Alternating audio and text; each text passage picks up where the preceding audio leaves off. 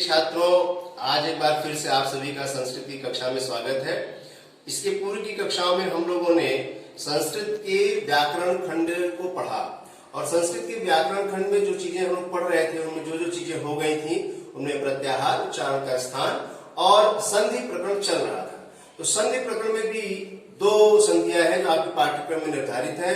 एक है व्यंजन संधि जिसे हम हल संधि भी कहते हैं और दूसरा विसर्ग संधि। व्यंजन संधि के अंतर्गत आपके पाठ्यक्रम में प्यारे बच्चों दो सूत्र निर्धारित है। एक है मोनुस्वार और दूसरा सूत्र है अनुस्वार से यही परस्वर्ण है। इन दोनों सूत्रों का हम लोगों ने अध्ययन कर लिया है। अब हम लोग विसर्ग संधि पर चर्चा कर रहे थे। विसर्ग संधि में भी जो पहला सूत्र है विसर्जनीय से सह, इसकी चर्चा हम लोगों ने पिछली कक्षाओं में की। अब आज की कक्षा में हम लोग विसर्ग संधि के जो शेष सूत्र हैं उन पर चर्चा करेंगे और जो चार सूत्र आपके पाठ्यक्रम में विसर्ग संधि से निर्धारित है वो ये है विसर्जनीय से सह, सजुषो रुह, अतो रोर प्लुता दप्लुते और हर्षिच। तो विसर्जनीय से सह सूत्र का अध्ययन हो चुका है। अब हम लोग आज सजुषो रुह इस सूत्र पर अपना ध्यान केंद्रित करेंगे। प्यारे बच्चों, सजुषो रुह ये जो सूत्र है, इस सूत्र में ध्यान दीजिए कि तीन शब्द यहाँ दिख रहे हैं, एक स, एक सजुष और रु। ये सूत्र ये कहता है यदि किसी शब्द के अंत में, मान लीजिए एक शब्द लिखा हुआ है और इस शब्द का ये जो अंतिम वर्ण है वो कह रहे हैं या तो स हो हलंत वाला या सजुष का स। यदि ये स्थिति बनती है और उसके बाद जो शब्द है, जो दूसरा शब्द उसके बाद होगा, उस शब्द की शुरुआत में या तो स्वर हो या व्यंजन हो, यदि ऐसी स्थिति बनती है तो कह रहा है सजुषो सूत्र कि जो अंत में पहले शब्द के अंत में स है उस स की जगह पे रू हो जाएगा। पहले बच्चों आपको कहीं कहीं सीधे ये बता दिया जाएगा कि स की जगह र हो जाएगा।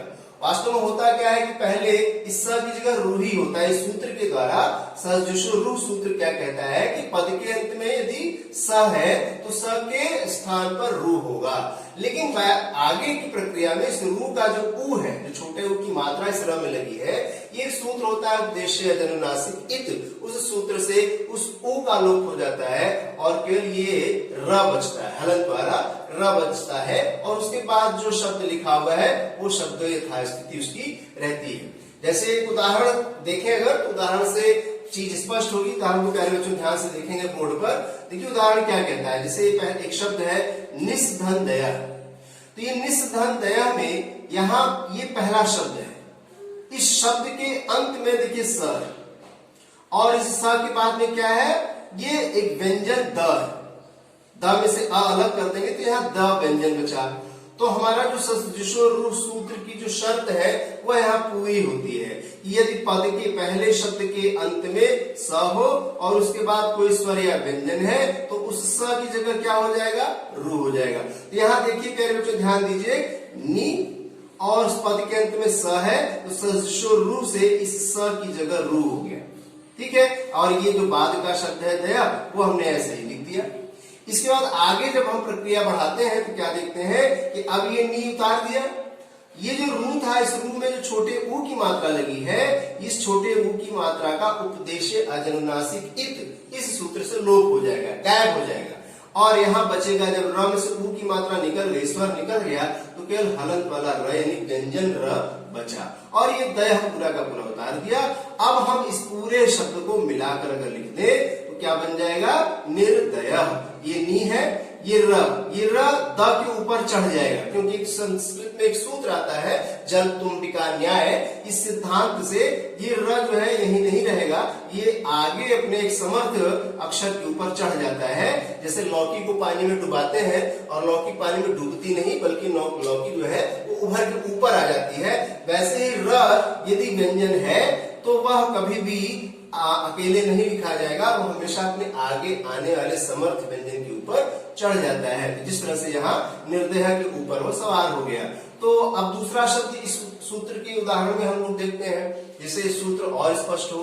क्या सूत्र है, सजुषो रू। क्या कहता है, यदि किसी पद के अंत में जो पहला शब्द है उस पद के अंत में स हो, व्यंजन स, और उसके बाद का जो शब्द है उस शब्द की शुरुआत में कोई स्वर हो या व्यंजन हो, तो ऐसी स्थिति यदि है तो क्या होगा, उस स की जगह रू हो जाएगा। यहाँ देखिए निस्धन आश्रित शब्द लिखा हुआ है। यहाँ निस्धन आश्रित है नी, ये पद के अंत में स है, हलंत स है, व्यंजन स है, तो इस सूत्र के अनुसार इस स की जगह क्या हो जाएगा, रू। ठीक है प्यारे बच्चों, अब इस रू का भी जो ऊ है वो उपदेशीय अनुनासिक इत से गायब हो जाएगा। आपको इस सूत्र पे बहुत ज्यादा याद नहीं करना है, मैं इसका उच्चारण इसलिए कर रहा हूं कि आप अगर आगे की कक्षाओं में संस्कृत लेते हैं तो चूंकि जब कोई चीज सुनी हुई होती है तो मस्तिष्क में वहां याद आ जाती है कि हाँ इसकी चर्चा हम लोगों ने पहले सुनी है। तो यहाँ पर रू र का जो ऊ है वो गायब हो जाएगा, बचेगा केवल र। ठीक है, और आगे आश्रित उतार दिया। अब ये नी और ये र आधा हो गया। अब ये आधा जो र जो है, हलंत र या व्यंजन र जो है, इसमें इसके आगे स्वर अ है, ये स्वर इसमें मिल जाएगा। कोई भी व्यंजन जब उसके आगे अगर कोई स्वर है तो वो स्वर अपने आप ही उस व्यंजन में मिल जाता है, तो व्यंजन पूरा बन जाता है, आधा नहीं रह जाता फिर। इसी तरह से यहाँ र है और र के आगे चूंकि स्वर आ रहा है, इसलिए ये इस र में आ अगर मिल गया तो ये रा बन गया पूरा। तो नी और र में आ मिल गया निरा और इश्रित। इस तरह से निस्धन आश्रित मिलकर के इस सूत्र के अनुसार क्या बन गया, निराश्रित। दूसरा शब्द इसी आगे एक और उदाहरण देखते हैं। यहाँ देखिए एक शब्द है मुनिस, फिर है उसके बाद आगच्छति। इस प्रथम शब्द के अंत में क्या है, व्यंजनांत स है, व्यंजन है, हलंत है, स है, और उसके बाद वाला जो शब्द है उसके प्रारंभ में क्या है, आ। तो अब क्या करेंगे, ये सूत्र क्या कहता है, सजुषोरु। यदि किसी पद के अंत में स या सजुष का स आता है और उसके बाद वाले शब्द के प्रारंभ में कोई स्वर या व्यंजन है तो उस स की जगह पे रू हो जाएगा। तो यहाँ स्थिति बनी तो हमने क्या किया, स की जगह रू कर दिया, और इस रू का भी ऊ गायब होकर क्या बच जाता है, केवल र। तो मुनि, र, व्यंजनांत र और आगच्छति। इस तरह से इस र में बाद में यह आ मिल जाएगा, तो मुनि, र में आ मिल गया रा और गच्छति बन गया मुनि रा गच्छति। ठीक है, एक उदाहरण देखते हैं। यहाँ देखिए बच्चों, प्यारे बच्चों, पितुस धन आज्ञा। यहाँ भी वही स्थिति है, अंत में स है, इधर आगे स्वर है, इस स की जगह पे ऊ हुआ, रू हुआ, और उस रू का ऊ गायब होके र हुआ। उस र में यह आ मिल गया तो बन गया रा, तो पितु राज्ञा, ये बन गया पितु राज्ञा। इसी तरह से भानोस धन अयम, यहाँ अंत में स है, बाद में स्वर है, इस स की जगह रू होगा, रू का ऊ गायब होके बचेगा र, उस र में ये अ मिल जाएगा तो र पूरा हो जाएगा भानो रयम। ठीक है, इसी तरह से दुष्धन लभ से दुर्लभ।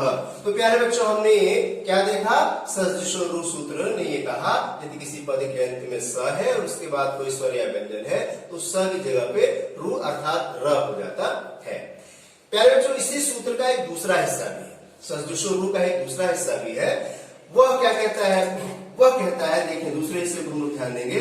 दूसरा हिस्सा ये कहता है कि यदि किसी पद के अंत में विसर्ग हो किंतु उससे पहले कोई स्वर, ध्यान देना है। यहाँ पर ये जो पहला सजुषोरु का पहला हिस्सा था उसमें ये शर्त नहीं थी कि जो पद के अंत में सबसे पहले क्या है, लेकिन यहाँ कह रहा है कि यदि किसी पद के अंत में विसर्ग है और उसके पहले स्वर हो, लेकिन स्वर अ या आ को छोड़ के, यानी यहाँ विसर्ग से ठीक पहले जो स्वर होगा वो अ या आ नहीं होना चाहिए। जैसे मैंने यहाँ कुछ शब्द लिखे, आप देखिए कवि, कवि में आप ध्यान दीजिए प्यारे बच्चों, विसर्ग से पहले छोटी ई है, अ या आ नहीं। ठीक है, इसी तरह से दूसरा शब्द हम लोग देखें यहाँ शिशु, शिशु में आप देखिए विसर्ग से पहले छोटा ऊ है, यहाँ अ या आ नहीं है। इसी तरह से गुरु में देखिए विसर्ग से पहले छोटा ऊ है। यहाँ इसी तरह से आप देखिए रात्रि में विसर्ग से पहले छोटी की मात्रा है, यहाँ भानु में विसर्ग से पहले छोटा हो।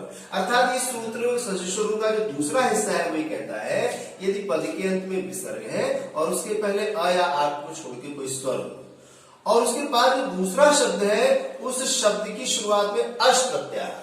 अश प्रत्याहार क्या होगा, तो प्यारे बच्चों फिर से हमको माहेश्वर सूत्र पर आना पड़ता है।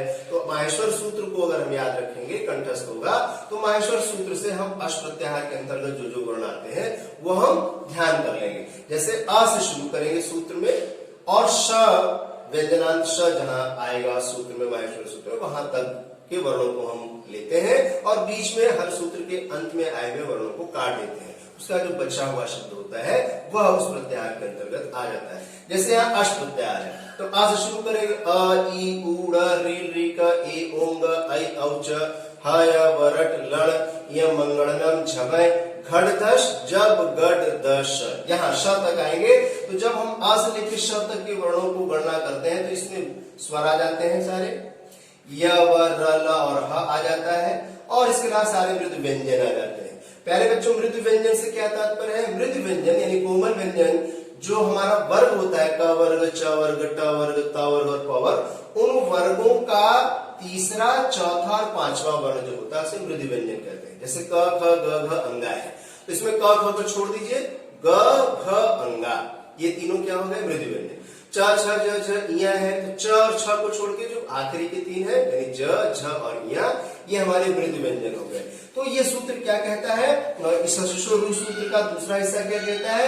वो ये कहता है कि यदि विसर्ग अंत में हो, उसके पहले कोई अ या आ को छोड़ के स्वर हो और बाद वाले शब्द में अश प्रत्याहार का कोई वर्ण हो, यानी कि स्वर य व र ल ह या मृदु व्यंजन। मृदु व्यंजन अर्थात हर वर्ग का दूसरा, तीसरा, चौथा, पांचवा। देखिए यहाँ झ झ य, ट ठ ड ढ़ में ड ढ अड़ा, त वर्ग में द ध न, अप वर्ग में ब भ म, ये हो गए। और क वर्ग में ग घ अंगा। ठीक है, तो अब हम यहाँ शब्दों से कुछ समझते हैं। प्यारे बच्चों, कायदे से देखा जाए तो यहाँ भी जो विसर्ग है ये विसर्ग भी स से बना है।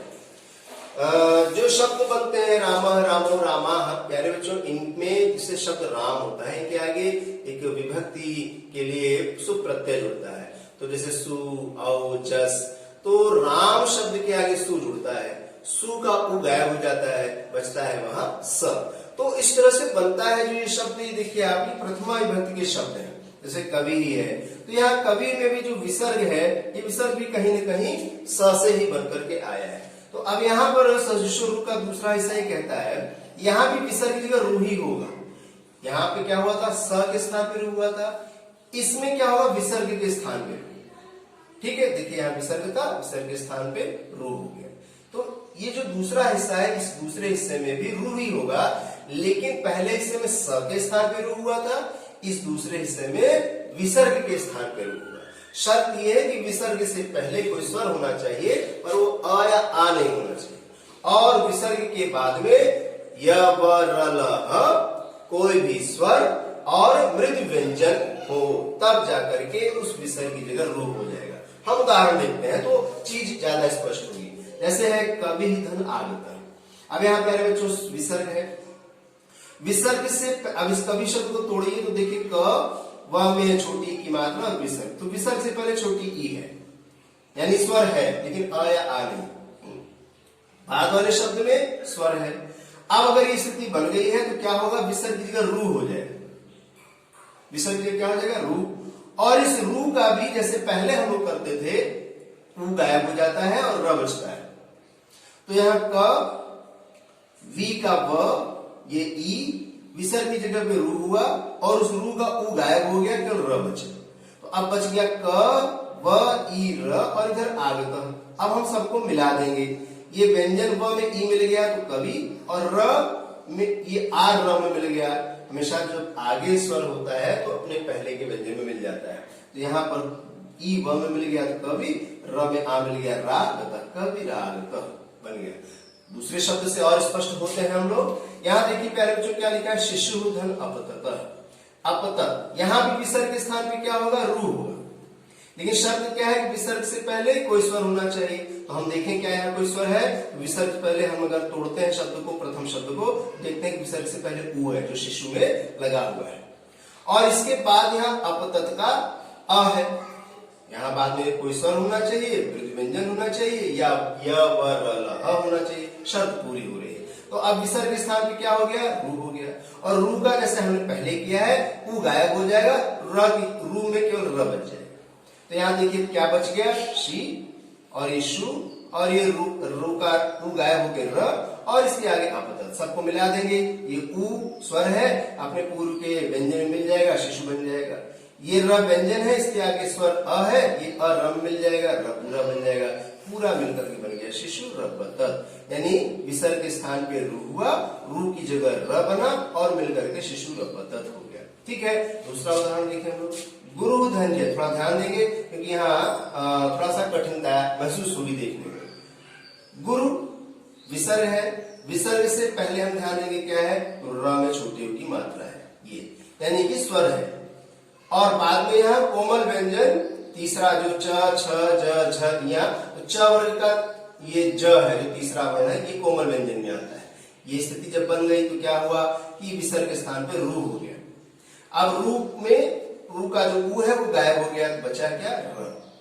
ठीक है, अब र हो गया। अब हम सबको मिला देंगे, ये जो गु था ये रू, ऊ र में मिल गया, रू बन गया। ये जो रू हुआ था विसर्ग की जगह, उसकी जगह र बचा है। ये र आगे चूंकि स्वर है नहीं, कोई व्यंजन है, पूरा अक्षर है उसमें, तो ये र उस ज के ऊपर चढ़ जाएगा, बन जाएगा गुरुर जयति। ठीक है, इसी तरह से कुछ और उदाहरण है, रात्रि धन गच्छति, यहाँ विसर्ग से पहले छोटी है और बाद में मृदु व्यंजन प्रथम वर्ग का क ख ग ग है। ऐसी स्थिति में विसर्ग की जगह रू, रू को र बन करके बन जाएगा रात्रिर गच्छति, और र कहाँ गया, वो ग के ऊपर आ गया। इसी तरह से यहाँ विसर्ग के पहले क्या है, छोटा ऊ है, आगे क्या है, स्वर ऊ है। तो अब यहाँ पर इस विसर्ग की जगह पे क्या होगा, रू।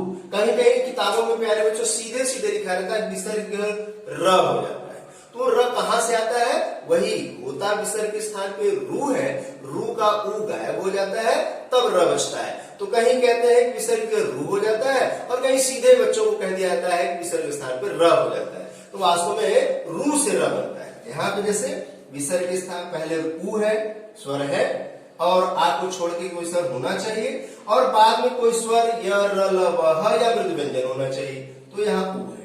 तो अब इस विसर्ग के स्थान पे रू होगा, रू का जो ऊ होगा वो गायब हो जाएगा, बचेगा र, हलंत र, और उस हलंत र में ये ऊ मिल जाएगा, तो बनेगा क्या, भानु रुदेत, भानु रुदेत। इसी तरह से हरि धन जयति, यहाँ विसर्ग है, रू हो जाएगा, रू को र हो जाएगा, और र इस जल पर चढ़ जाएगा, हरि जयति।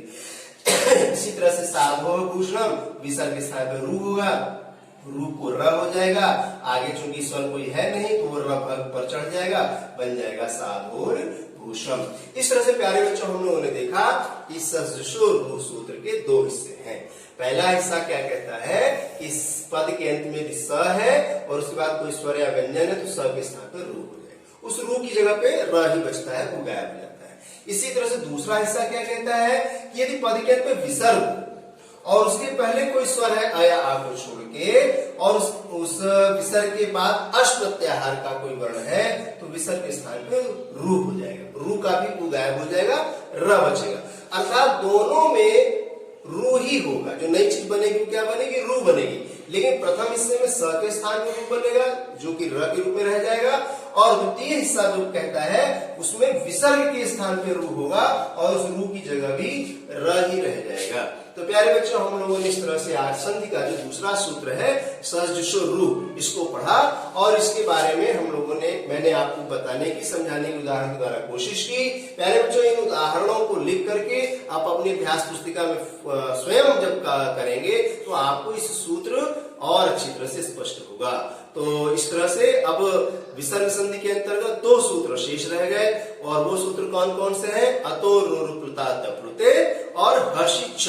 ध्यान दें प्यारे बच्चों, चार सूत्र विसर्ग संधि में है, एक दो हमने पढ़ा दिए, विसर्जनीय से स, इसमें विसर्ग के स्थान पे स होता है, और आज हम लोगों ने पढ़ा सजशो रू, जिसमें पद के अंत में स हो तो उसके स्थान पे रू हो जाएगा, या पद के अंत में विसर्ग हो तो उसके स्थान पे रू हो जाएगा। ये दो सूत्र, ये सूत्र से शुरू पढ़ा, दो सूत्र रह जाते हैं, अतो रुप्लुता तप्लुते और हसी च। इन दोनों सूत्रों का हम लोग अगली कक्षा में अध्यापन करेंगे। चलते चलते हम लोग फिर से विश्व कल्याण की भावना के लिए मंत्र दोहराएंगे सभी मिलकर के। सर्वे भवन्तु सुखिनः, सर्वे सन्तु निरामयाः, सर्वे भद्राणि पश्यन्तु, मा कश्चित् दुःखभाग् भवेत्। ओम शांति शांति शांति।